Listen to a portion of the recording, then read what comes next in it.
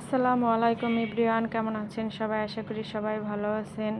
দেখতে দেখতে তো বিয়ে শেষ হয়ে গেল। আজকে হচ্ছে রিসেপশন। তো আমরা সবাই মিলে যাচ্ছিলাম একটা বাসে করে। তবে আসার সময় আমরা প্রাইভেট কারে এসেছি, তবে যাওয়ার সময় প্রাইভেট কারটা নষ্ট হওয়ার কারণে আর আসতে পারি না, এই জন্য বাসে আসতে হয়েছে। দেখতে দেখতে আমরা কমিউনিটি সেন্টারেও চলে আসলাম।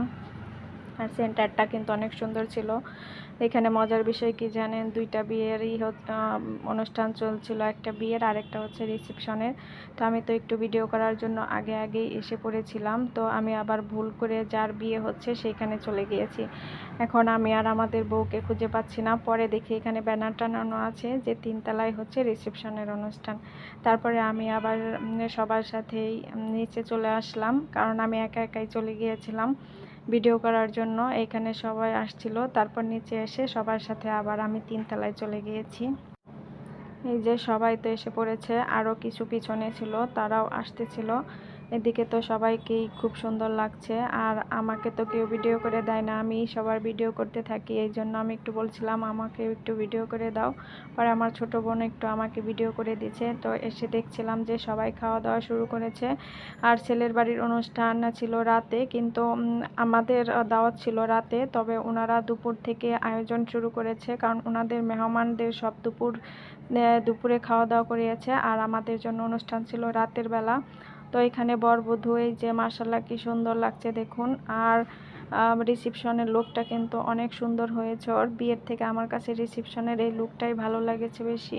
আর দুজনকে কিন্তু মাশাআল্লাহ অসাধারণ লাগছে। সবাই তো বরবধূকে দেখছিল। এই যে আমরা 5 বোন একই রকম কালো ড্রেস পরেছি, ভাগনা ভাগ্নি সবাইকেই ব্ল্যাক কালার এবার ছিল আমাদের, যে আমরা সবাই ব্ল্যাক কালার পরব। আর এখানে সব মেহমানদেরকেও দেখছিলাম, সবাই সবার সাথে পরিচিত হচ্ছিল। অনেক আত্মীয় স্বজন এসেছে আমাদের, তো তাদের সাথেও সবাই মিলে কথোপকথন করছিল।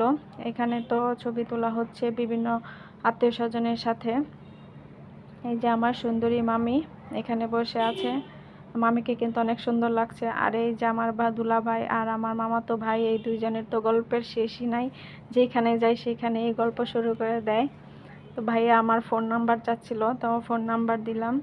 এখানে মেহমানদেরকেও আমি ঘুরে ঘুরে দেখছিলাম, পুরা কমিউনিটি সেন্টারটা একটু ঘুরে ঘুরে দেখছিলাম। আর সবাই তো এই যে দেখুন ছবি তোলা নিয়ে ব্যস্ত। আমার ভাগ্নিটাকে কিন্তু অনেক সুন্দর লাগছে। ও কিন্তু বয়স অনেক কম, কিন্তু লম্বা হয়ে গেছে, আমার থেকে অনেক বড়। আর এটা হচ্ছে আমার চাচাতো বোন, আর এটা হচ্ছে আমার ছোট বোন। এখানে আমরা খাবারের জন্য বসে গিয়েছি, আর আমি বসেছিলাম মেয়ের সব বান্ধবীদের সাথে। এখানে যাদেরকে দেখতে পাচ্ছেন এরা হচ্ছে মেয়ের সব বান্ধবীগুলা কিন্তু কিউট আছে মাশাআল্লাহ।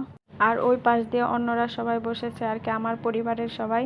তো সিট না পাওয়ার কারণে আমি আর আদনান